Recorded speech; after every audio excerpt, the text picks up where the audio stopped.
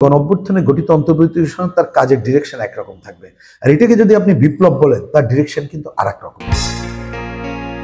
আমার মনে হয় দেশবাসী অনেক প্রত্যাশা নিয়ে আমাদের বর্তমান অন্তর্বর্তীকালীন সরকারের প্রধান উপদেষ্টা তার ভাষণ শুনতে চেয়েছিল। তার ভাষণে কতগুলো কথাবার্তা যেটা আমার কাছে মনে হয়েছে এটা গতানুগতিক, এবং বিভিন্ন সময়ে তিনি কি কাজগুলো করেছেন সেই কথাগুলো বলেছেন, কিন্তু মানুষ যে কথাগুলো শুনতে চেয়েছে তাদের প্রত্যাশা পূরণ হয়নি। আমার কাছে সেটি একটা প্রথম প্রতিক্রিয়া। দ্বিতীয় আরেকটা কথা আমি বলতে চাই, উনি বলেছেন যে খুবই গুরুত্ব দিয়ে যে নির্বাচনী ট্রেনের চলা শুরু হয়ে গেছে। আমরা তো আধুনিক দুনিয়াতে জানি যে ট্রেন শুরু হলে তার শেষ কোথায়, তার যে গন্তব্যস্থল তার টাইমটা কিন্তু জানি আমরা।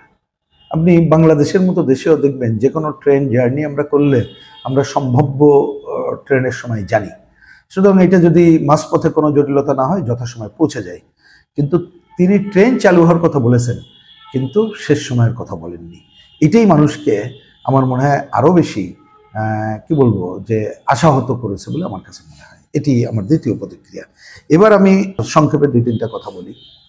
একটা হচ্ছে, দেখুন, মানুষের সামনে এখন একটা বড় সংকট হচ্ছে, জিনিসপত্রের দাম বেড়ে গেছে এবং আইন শৃঙ্খলা পরিস্থিতির অবনতি হয়েছে।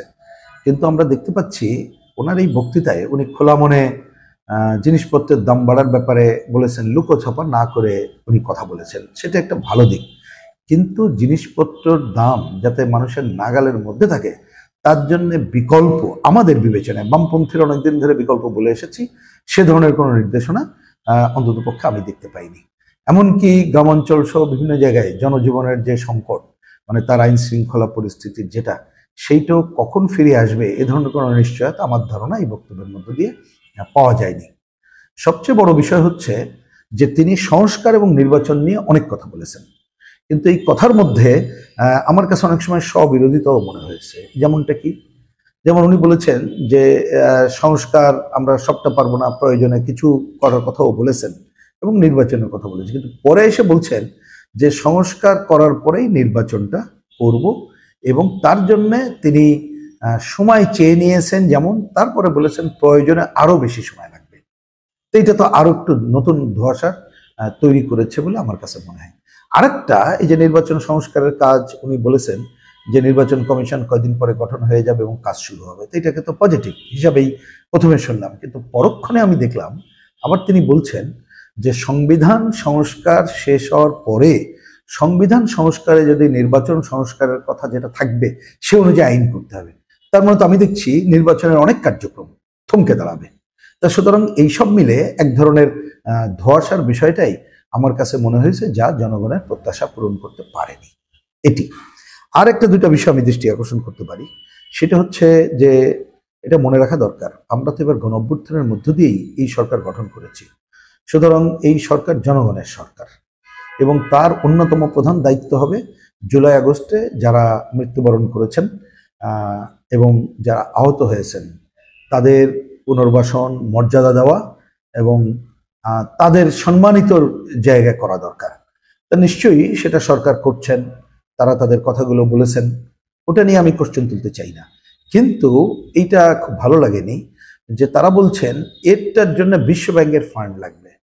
তা আমি ঠিক বুঝতে পারলাম না, আমাদের দেশের ফান্ড কি এতই দুরবস্থা সম্পন্ন যের জন্য বিশ্ব ব্যাংকের ফান্ড লাগবে? অর্থনৈতিক বিশৃঙ্খলা দেশে চলছে, এই সরকার আসার পরে তারা চেষ্টা করছে, এটা একটা পজিটিভ সাইন বলে মনে করি, এবং আমাদের দেশের মানুষের উপরে দাঁড়িয়ে এই কাজটাই করা দরকার বলে আমরা মনে করি। দেশীয় বিশেষজ্ঞের উপরে ভর করেই এই কাজটা করা দরকার। আমাদের যেমন অর্থ মানে ঋণ খেলাপির পরিমাণ বেড়ে গেছে, এটা কিভাবে আদায় করা যায়, পাচারের টাকা আনা যায়, এবং এর সাথে যারা জড়িত বিশিষ্ট ট্রাইব্যুনালে তাদের বিচার হওয়া দরকার, জ্বালানি অপরাধী তাদের বিচার হওয়া দরকার, সেই কাজগুলো সরকার আশা করি তারা করবে। কিন্তু আমরা দেখলাম তিনি অর্থনৈতিক বিশৃঙ্খলা উদ্ধারের জন্য বরাবর যে কথাটা বলছেন বিশ্বব্যাংক IMF এর কথা, কিন্তু এটা মনে রাখা দরকার বিশ্বব্যাংক IMF এর টাকা নিয়ে কোনো দেশ কিন্তু স্বনির্ভরের উপরে দাঁড় হতে পারে নাই, বরঞ্চ তাদের শর্ত মানতে যেয়ে অনেক ক্ষেত্রে জনকল্যাণমূলক কাজের কর্তনের ক্ষেত্রে হাত দিতে হয়েছে। তা সুতরাং আমার মনে হয় যে সরকারের নজর দেওয়া উচিত ছিল, বা আমরা সেটা শুনলেই খুশি হতাম যে আমাদের অভ্যন্তরীণ পরিবেশ পরিস্থিতির উপরে দাঁড়িয়ে কিভাবে আমাদের একটা অর্থনীতি গড়ে তোলা যাবে সেটি দেখা উচিত ছিল। আরেকটি বিষয়, এটা খুবই গুরুত্বপূর্ণ আমার কাছে মনে হয়, কিন্তু ইচ্ছা করেই আমি প্রথমে না বলে শেষে বলেছি। এবং আমি এ ব্যাপারে এখন যে কথাটা বলবো, এটা বর্তমান উপদেষ্টা যারা আছেন এবং অন্তর্বর্তীকালীন সরকার, তার কাছ থেকে আমরা খোলা মনে খোলসা করে ব্যাখ্যাও দাবি করি। বিষয়টা কি? উনি ক্ষমতায় আসার পরে প্রথম যে ভাষণ দিয়েছিলেন সেখানে কিন্তু বলেছিলেন যে সরকার গঠিত হয়েছে এটা ছাত্র শ্রমিক জনতার গণঅভ্যুত্থানের মধ্য দিয়ে। আমরা মনে করি এটি কারেক্ট, কিন্তু এইবার তিনি একাধিকবার বিপ্লবের কথা বলছেন। কিন্তু এটা আমরা জানি কতগুলো অভিধা আছে, বিপ্লব, অভ্যুত্থান, গণজাগরণ, এগুলো অনেক বিষয় আছে, এবং তার কিন্তু এক একটা মাজেজা আছে, মর্যাদা আছে। এটা মনে রাখতে হবে, এটা একটা গণঅভ্যুত্থান। সুতরাং গণঅভ্যুত্থানে গঠিত অন্তর্বর্তীকালীন সরকার, তার কাজের ডিরেকশন একরকম থাকবে, আর এটাকে যদি আপনি বিপ্লব বলেন, তার ডিরেকশন কিন্তু আর এক রকম। আমরা দেখতে পাই আমাদের এই সমাজে বিপ্লব যারাও বলেন তাদের মধ্যে নানা মত, কিন্তু অনেকে আছে এটা বিপ্লব বলার মধ্য দিয়েই আমাদের কিন্তু অনেক ক্ষেত্রে তারা চাক বা না চাক তাদের কথাবার্তার কারোর আমার কাছে মনে হয়েছে তারা অনেকে মুক্তিযুদ্ধকে নাকচ করার কথা বলে, ৭২-এর সংবিধানের মূল ভিত্তিকে নাকচ করার কথা বলে। তাহলে এই কথাগুলো কিন্তু, যদি আমি জানি না এই সরকার কোন অর্থে ব্যবহার করতে চেয়েছেন, যার জন্য আমরা তার ব্যাখ্যা দাবি করছি, না হলে এইটা কিন্তু কতকগুলো নানা প্রশ্ন সামনে নিয়ে আসবে, যে অন্তর্বর্তীকালীন সরকারের চলার পথে এবং তার যে প্রকৃত লক্ষ্য সেইটাকে অর্জন করার ক্ষেত্রে বাধা হয়ে দাঁড়াবে বলে আমি মনে করি। সবচেয়ে বড় বিষয় হলো ১০০ দিনের পরের তিনি যে ভাষণ দিলেন, এই ভাষণের প্রয়োজন ছিল রাজনৈতিক দলগুলো এবং চিন্তক মানুষ এবং দেশের সাধারণ মানুষ সরকারের প্রতি আস্থা স্থাপন করে তার যার কর্মপদ্ধতি ঠিক করবে।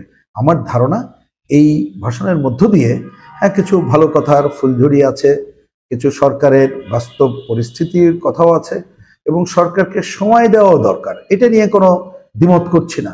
কিন্তু যে ডিরেকশন জনগণ পেতে চেয়েছিল, বিশেষ করে জিনিসপত্রের দামের বিষয়, জনজীবনের শৃঙ্খলা আনার বিষয়, কোনটা কতটুকু সংস্কারের কাজ শুরু করতে চান সে বিষয়, এবং প্রকৃতপক্ষে নির্বাচনের রোডম্যাপের বিষয়, সে বিষয় কিন্তু তারা পায়নি।